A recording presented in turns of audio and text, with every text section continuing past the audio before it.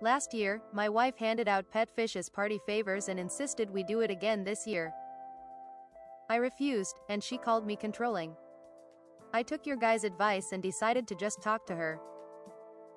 I used a lot of your points from the comments to reason with her, especially the ones about animal abuse.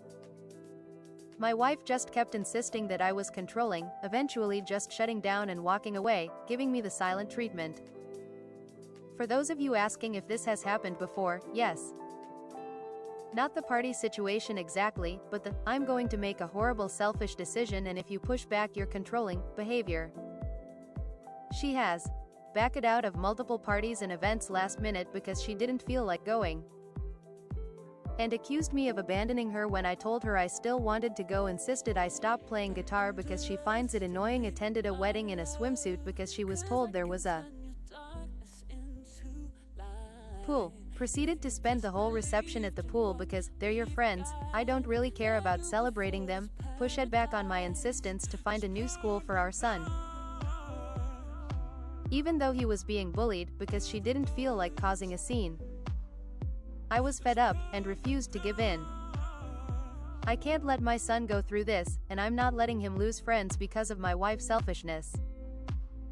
After literally following my wife around the house, trying to get her to talk to me, she said, "Fine, if you want it your way, you can plan this party yourself."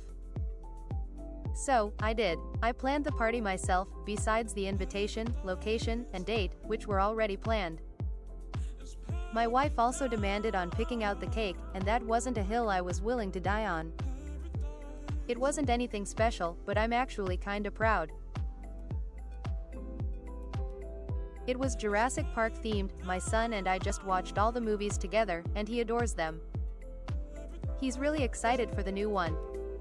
I themed each table around different dinosaurs, and put little plastic dinosaurs everywhere. As for the party favors, I gave out little bags of candy. Nothing amazing, but the kids were happy, my son was thrilled. And no fish were harmed in the making of this party. After the party, my wife kept telling me how lame everything was. That the party was boring, and the kids weren't literally jumping up and down for my candy party favors like they were for hers. Frankly, I don't care. Sure, the kids didn't have a brand new pet to bring home, but at least my party favors didn't piss off all of our friends and doom my son to a life of friendlessness. Truly, I don't know how things are going to go with my wife, and I am reaching my limit with her insanity. I've tried insisting on marriage counseling, but she refused unless it was done by the pastor of our church. We went, and it was a whole session of the pastor telling me I'm not a good enough man to take care of my wife. About how I'm turning away from God with my actions, and that's ruining our marriage. Needless to say, we haven't gone back, and ever since my wife loves to use this session against me in arguments. I loved her, but I'm finding it harder each day to keep being in love. I hate the idea of my son thinking this is a happy marriage, and that this is a healthy way to live. Divorce scares me, but I don't know if I can live with this anymore.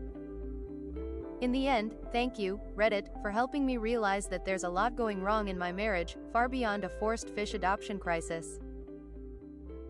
I have a lot to think about, but for now, I'm going to finish watching Jurassic World with my son, who's curled up in my lap. By the way, 2 of the 3 fish we had to take home last year are still going strong. They've grown on me, but damn, I'm never getting another fish. The following story.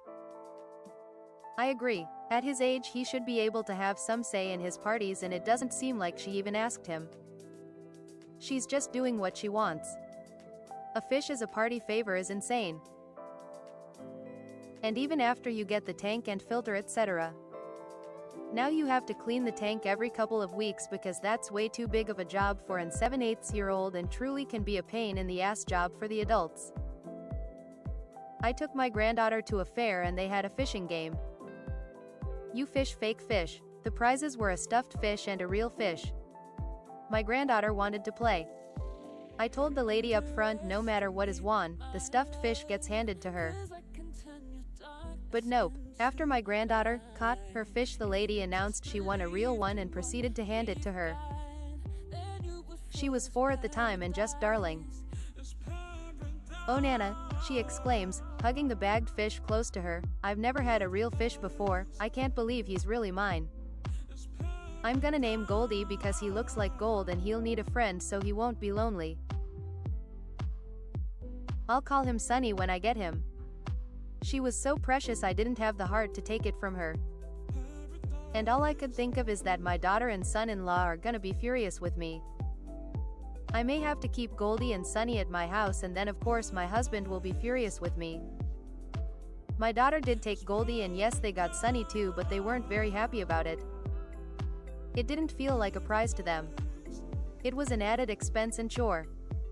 The following story. It's not a sustainable situation when there is only one responsible adult in a marriage. I married a man 18 years my senior when I was 22.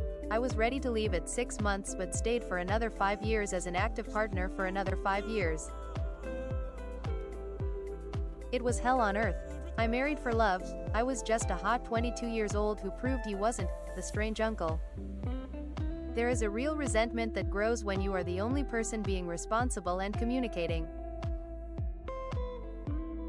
Your wife sounds desperate to look like the cool mom and doesn't give a single shit about real-life ramifications. Fish die really quickly if not hyperactivity taken care of. I'm guessing that parents aren't exactly stoked on having the circle of life conversation with their children. I got super lucky in that I never wanted kids. Religious counseling. What the fuck does anyone expect to actually achieve with that? A successful marriage needs 2 active participants who communicate and compromise. It sounds like your wife is not only unwilling to do either, but is actively punishing you for defying her or your pastor, priest, deacon, insert religious person of choice. Actual therapists and counselors have issues helping couples navigate failure to communicate. I can't imagine a religious whoever giving usable advice without bias. I'm sorry my friend, but your attempt at counseling was laughable, and your wife on some level knows this but is stoked to be winning counseling. Your son needs a positive example of adult relationships and support systems, and your wife ain't it. I'm truly sorry you are living through this, but I'm stoked your son had a wonderful birthday where no more fish were sacrificed to your wife's ego.